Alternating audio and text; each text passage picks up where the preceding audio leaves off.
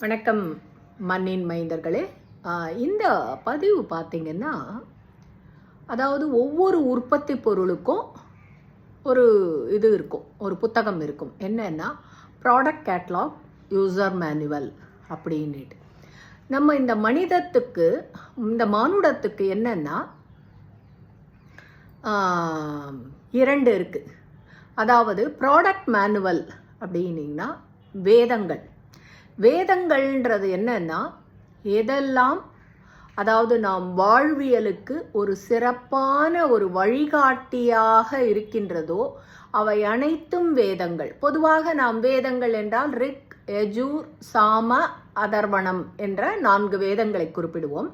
ஆனால் எவையெல்லாம், அதாவது அதுக்கப்புறம் எழுதின திருமூலர் பாடல்கள், அப்பர், சுந்தரர் எல்லாமே, அதாவது இறைவனை வழிகாட்டி எதெல்லாம் நாம் செம்மையாக ஒரு இலக்கை நோக்கி போக முடியும் என்பதை வழிகாட்டுதல் அனைத்துமே வேதங்கள்.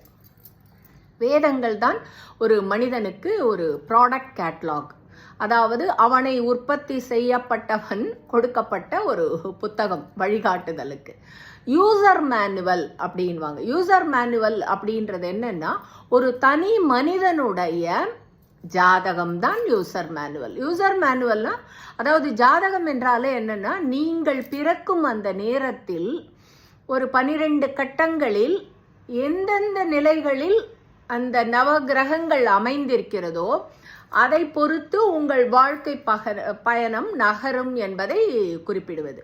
அதாவது எல்லாருமே தன்னோட யூசர் மேனுவலை பற்றியும் தெரிஞ்சுக்கணும், அவங்களோட ப்ராடக்ட் மேனுவலையும் தெரிஞ்சுக்கணும். ப்ராடக்ட் மேனுவலை எப்போவுமே தன் வசம் வச்சுக்கிட்டு அதில் சொல்லப்பட்ட நியதிகள் என்ன வழிகாட்டுதல் படி நடந்தோன்னா நம் வாழ்வியல் செம்மையாக அமையும் என்பது திண்ணம். நன்றி, நமஸ்காரம்.